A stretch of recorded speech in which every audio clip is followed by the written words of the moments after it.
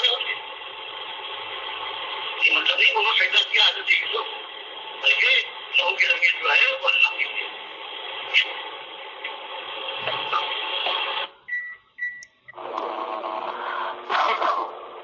جناب یوسف کو ان کے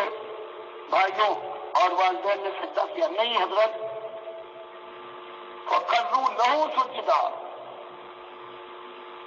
کہ اللہ نے جو رحمت فرمائی اس خاندان پر تو سب خرو یہ گر پڑے لہو کی ضمیر اللہ کے لیے، اللہ کے لیے سجدے پڑے. اور جن کا ایمان صحیح نہیں ہے وہ کہتے ہیں کہ ہم کو بھی ہمارے یہ شاگرد سجدہ کرے، اس کے لیے تفسیر یہ کر دیتے ہیں کہ حضرت یوسف کو سجدہ کرے.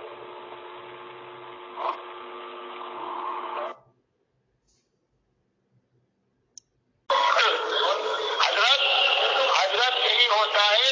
جیسے دیکھا کہ موٹی گاؤں کو دکھی گائے کھائی جا رہی ہے، یا اس کے معنی میں گائے نہیں کھا رہی تھی، بلکہ اس کی تعبیر نہیں بتائی گئی کہ کچھ کھانے پڑے گا یہ ہوگی. تو ایک چیز جیسے بیان کی جاتی ہے اس کی تعبیر کا ایک انداز ہوتا ہے، جیسے وہاں بیان کیا گیا وہاں گائے والا کا معاملہ نہیں ہے، اسی طرح سے تعبیر کا یہ انداز ہے. بھائی اس کے علاوہ اب آپ سے سلام کروں گا کہ ہم کو یہاں جلدی جانا ہے، اس لیے حضرات آپ باقی اگر میری بات آپ کی سمجھ میں آئی ہے تو اسے قبول کریں، اور اگر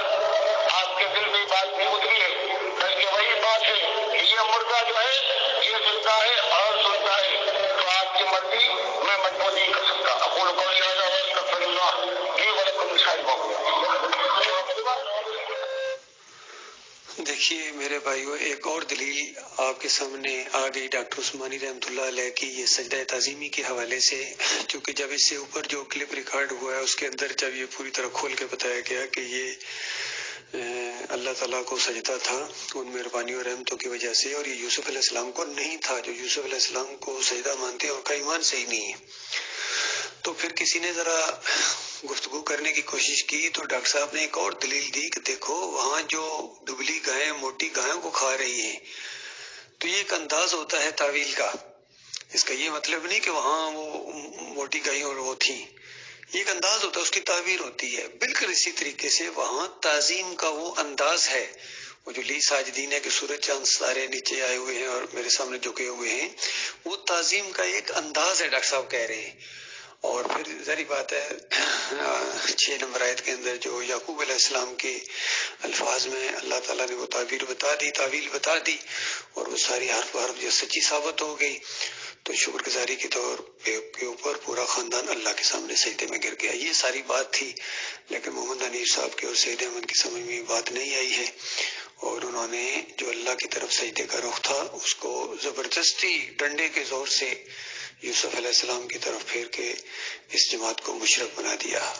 اور بالکل اب ضد کے اوپر آ کے ڈٹ گئے ہیں. تو جس طرح ڈاکٹر صاحب آخر میں کہہ رہے ہیں کہ بس دلائل قرآنی دلائل ہم نے دے دیے ہیں، اس کے بعد آپ جانے اور آپ کی مرضی جانے، نہ ہماری یہ ذمہ داری ہے اور نہ ہی ہمارے اندر یہ طاقت ہے کہ آپ کو زبردستی منوائیں. تو یہی بات آج ہم ان کو بھی یہی کہتے ہیں، محمد حنیف اور سید احمد کو بھی، کہ دلائل قرآنی آپ کے سامنے آ گئے ہیں. اب قرآن کی بات کے مقابلے میں اگر آپ اپنی بات چلانے کی کوشش کریں گے اپنے دماغ کے مطابق تو آپ کو یہ اپنا دین مبارک ہو، اور ہمیں اللہ کی توحید کا دین مبارک. ہم اس معاملے میں بالکل قرآن کے عقیدے کے مطابق ہیں، اور امام بخاری رحمۃ اللہ علیہ نے بھی اسی انداز سے اس چیز کو خوابوں کی تعبیر میں یہ چیز لے کے آئے ہیں. انہوں نے سجدے کا ذکر ہی نہیں کیا، اور انہوں نے سورہ یوسف کی 6 نمبر آیت کو اور اسی کی تائید میں جو آگے 100 نمبر آیت اور 101 نمبر آیت یوسف علیہ السلام بیان کر رہے ہیں، ان چیزوں کو لائے ہیں اور سجدے کا ذکر ہی نہیں کیا انہوں نے. اور اس انداز سے امام بخاری کا بھی یہی عقیدہ ہے کہ یہ سجدہ اللہ کو ہوا ہے، یوسف علیہ السلام کو نہیں ہوا. اور ڈاکٹر عثمانی رحمۃ اللہ علیہ کا بھی یہی عقیدہ ہے، یہی تشریح ہے مومنانہ.